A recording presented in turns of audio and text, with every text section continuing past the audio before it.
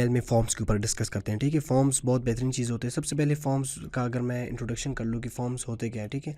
अगर आप gmail.com open करते हैं या facebook.com ओपन करते हैं, ठीक है, चले facebook.com, तो ये भी बेसिकली इसमें फॉर्म है, और ये जो नेम वगैरह ये आप फिल करते हैं ये कंप्लीट क्या है, फॉर्म है, ठीक है, और इंटरेक्टिव होती है।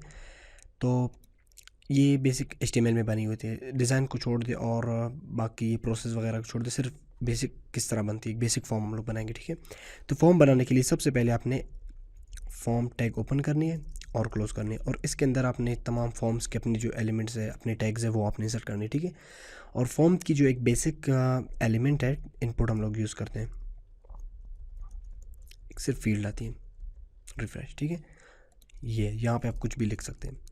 तो सपोज़ मैं लिखता हूँ यूज़र नेम, और इसको टाइप देते हैं टेक्स्ट, ठीक है। टाइप आपने डिफ़ाइन करना है कि ये क्या है, क्योंकि टाइप टेक्स्ट भी आते हैं, ठीक है, टेक्स्ट सिंपल प्लेन टेक्स्ट लिखने के लिए, और इसका टाइप पासवर्ड भी आ सकता है, पासवर्ड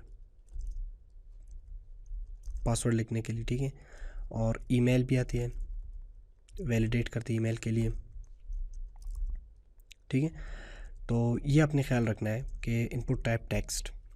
इसके अलावा आप मज़ीद एट्रीब्यूट सपोज़ नेम भी लगा सकते हैं, ठीक है, और वैल्यू भी लगा सकते हैं। सपोज़ वैल्यू बेसिकली क्या है, सपोज़ मैं लिखता हूँ, कभी आपने देखा होगा इंटर योर नेम रिफ्रेश, जो पहले से ही लिखी हुई है कि भाई इंटर योर नेम, लेकिन इसमें एक मसला है कि आप देखिए जब क्लिक करते हैं फिर आपको इसको मिटाना होता है और फिर अपना नेम इंसर्ट करना होता है, ठीक है। लेकिन वैल्यू की बजाय अगर आप इस एट्रीब्यूट को चेंज कर ले प्लेस होल्डर में, प्लेस होल्डर, सेव और रिफ़्रेश, देखिए जब आप क्लिक करते हैं और नाम लिखते हैं तो वो खुद ब खुद मिट जाती है, ठीक है। प्लेस होल्डर एट्रीब्यूट यूज़ कर लें, ठीक है। और इसके अलावा एक और मैं फॉर्म यूज़ करता हूँ, form element input type check box, save और रिफ़्रेश। अच्छा, मैं एक काम करता हूँ, सबसे पहले इनको पी टैग में लिखता हूँ, ठीक है। पी टैग का मैंने आपको यूजेज बताया था कि ये क्या करता है। इसकी खूबी ये है कि ये ब्रेक करती लाइन को। फिर पी टैग ओपन, और यहाँ पे पी टैग क्लोज, रिफ्रेश। अब देखिए यहाँ पे चेक बॉक्स आ गई है, ठीक है। तो ये बेसिकली चेक बॉक्स है, यानी इसमें आप ये भी लिख सकते हैं कि स्टे लॉगिन, ये वगैरह होती है कि भाई कि लॉगिन आप रहना चाहते हैं चेक कर ले, अगर नहीं रहना चाहते तो अनचेक कर ले। और इसको ठीक है बाद में हम कस्टमाइज़ भी करेंगे। इसके बाद आप रेडियो बटन्स भी यूज़ कर सकते हैं, ठीक है, जो नहीं होती कि आप मेल है या फीमेल, सपोज़ मेल के लिए भी आप यूज़ कर सकते हैं। इनपुट टाइप रेडियो, मैं दोबारा इसको इंसर्ट करता हूँ फीमेल के लिए, इनपुट टाइप रेडियो। देखिए अब जब मैं मेल पे क्लिक करता हूँ तब भी ये चेक हो रहा है, ठीक है, फिल हो रहा है, और फीमेल पे क्लिक करता हूँ तब भी ये फिल हो रहा है। मसला क्या है, मसला ये है कि यहाँ पे एक एट्रीब्यूट है, क्योंकि ये समझ रहा है कि इनकी सेट डिफरेंट है एक दूसरे से। लेकिन आप अगर एट्रीब्यूट नेम यूज़ कर ले जेंडर, और इसमें भी इसको भी एट्रीब्यूट असाइन कर दे नेम जेंडर, तो क्या होगी, अब ये दोनों एक दूसरे के साथ कनेक्ट होंगे, यानी ये एक दूसरे को, यही इनका सेट एक ही होगी, ठीक है। रिफ्रेश, अब देखें जब आप इस पर क्लिक करते हैं तो रेडियो बेसिकली काम भी यही होता है कि आपके पास एक ऑप्शन होती है, एक आपने सेलेक्ट करनी होती है, ठीक है। ये HTML फॉर्म्स में। इसके अलावा जो एक ड्रॉप डाउन मेन्यू होती है, ठीक है, वो किस तरह आप क्रिएट करेंगे, सेलेक्ट, उसके अंदर ऑप्शन पेयर टैग्स, ठीक है, सपोज आइसक्रीम, पिज़्ज़ा,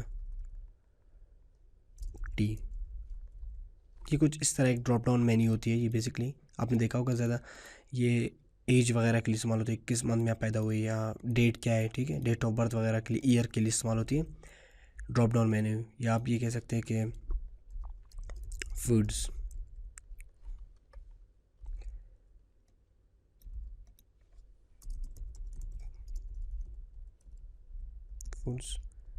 अगर आप तमाम अपनी चीज़ों को सीक्वेंस के साथ पैराग्राफ में लिखेंगे तो वो बेहतरीन होगी, ठीक है, लाइक दिस। ये आप सेलेक्ट कर सकते हैं, ठीक है। या एक और चीज़ है कि आप चाहते थे कि जब भी पेज रिफ़्रेश हो तो टी बाय डिफ़ॉल्ट सेलेक्ट होनी चाहिए, तो वो आप किस तरह करेंगे कि उसके ऑप्शन में जाके आपने सेलेक्टेड एट्रीब्यूट लगा लें। रिफ़्रेश, देखिए अब जब आप पेज को रिफ़्रेश करते हैं तो टी बाय डिफ़ॉल्ट एक सेलेक्टर आती है, ठीक है।